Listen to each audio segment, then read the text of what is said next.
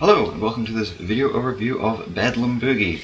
This is a game where players play as dance instructors trying to instruct their dancers in a mixed dance competition.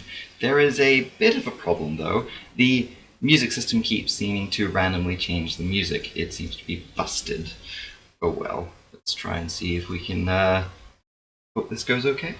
So the idea of the game is that players will have a deck of dance pairs. So for example, this is a dance pair. I'll just start over here.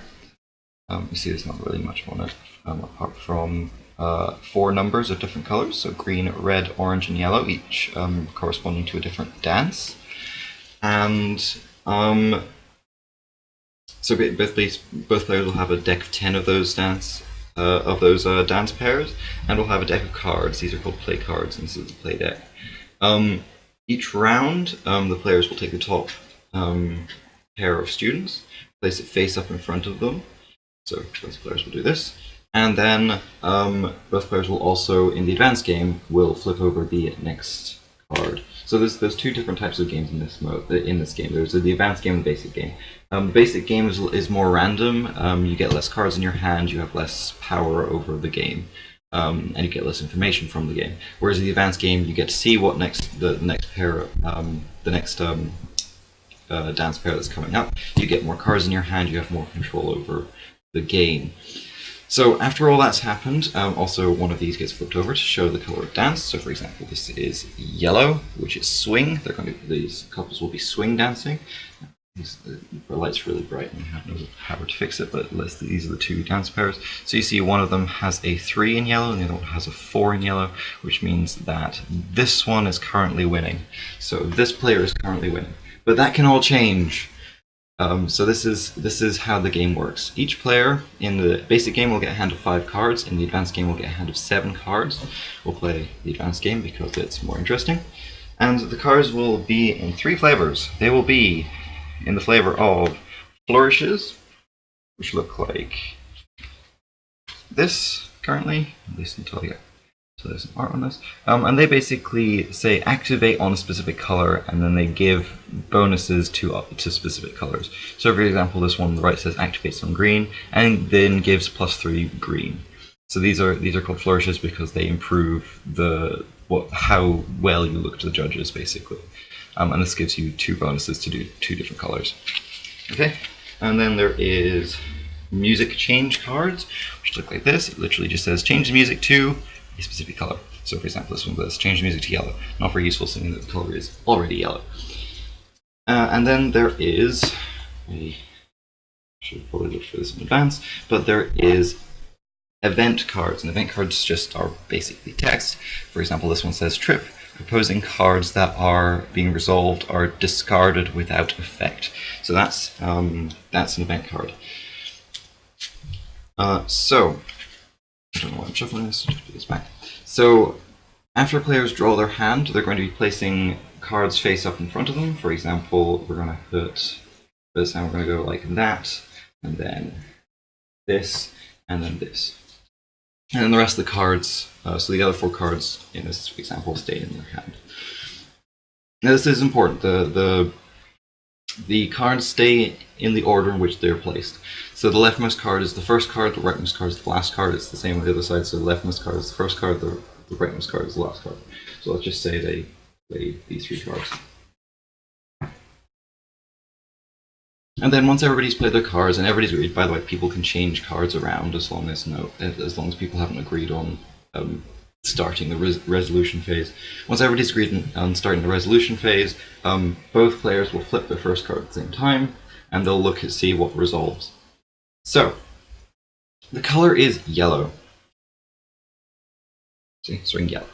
So any card that says activates on yellow will activate. Any event cards will go off, and any card that changes the music will go off. So, not in that order. The first thing that activates is always events, then it's flourishes, then it's music changes. Now, we don't have any events. These 2 cards aren't events. This one is, because you can't see it, we have a flourish card on this side and a color change card on this side. So, there's no events, so we go on to flourishes. This one says activates on orange, or yellow. The color is yellow, so we basically place this card under here to represent that that has worked, and they get bonuses for those colors. And then color change card is the last thing that activates. So this comes out and replaces the yellow. So now we're dancing the tango, which is red. Then the next card activates. So we flip the next set of cards. So these both are color change cards. Now this is a timing issue. Now the way timing issues are resolved in this game is event cards with timing issues have a number on. If your number is lower, it goes faster, so you go first. If flourishes never have timing issues, they just go off. And then music change cards, if they have timing issues, depending on how many players, they'll go off in different ways. So in a two-player game like this, anytime that two music change cards happen at the same time, neither of them neither of them work. So they just get discarded.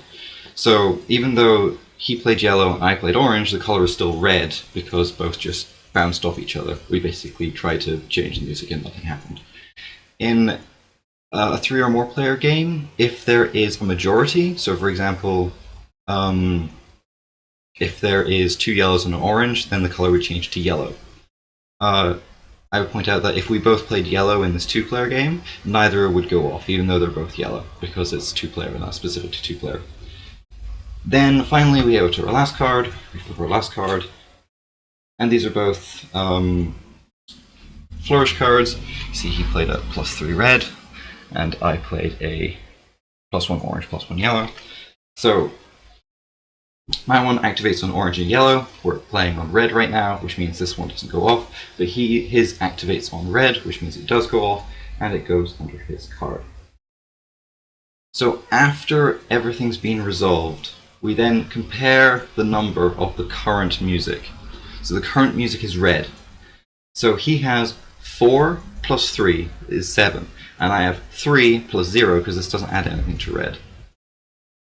I should probably show this, but so 4 + 3 is 7, and I have 3 + 0 is 3.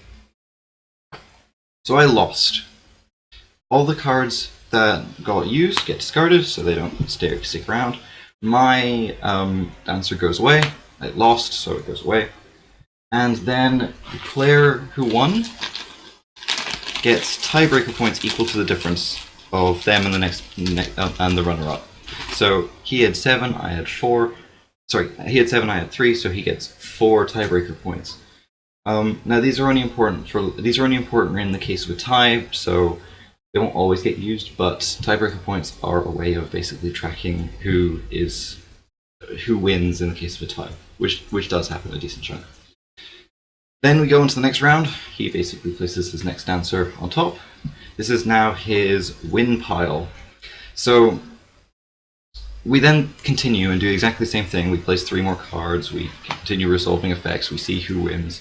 We continue to gain tiebreaker points.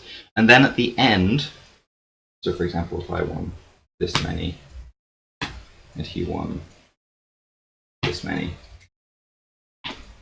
in the end, you count up how many dancers you have remaining. So he has 1, 2, 3, 4, 5, 6. By the way, I'm sorry if I'll glare. There's nothing I can really do about it. This camera's awful. 1, 2, 3, 4, 5, 6. So he won 6 dances, and I won 1, 2, 3. I won 3 dances. So he would be the winner. If we had both won 3 dances, so for example, 1, 2, 3. If we both won 3 dances, then it goes to tiebreaker points, and whoever has the most tiebreaker points is the winner. In any round where when 2 or more players have the same number, so for example, if we both were dancing, the quick step and we both had 4, then both cards count as a win, so they both stay where they are, but no tiebreaker points get handed out. In a multiplayer game, if we both had 4 and then another player had like 2, the person who had 2 would discard their dancer card because they lost, and we are the ones that are considered to have tied. So There's still no tiebreak points handed out. So that's basically the entire game. It's a very fast-paced game about dancing. So, hope you enjoyed. That was Bedlam Boogie.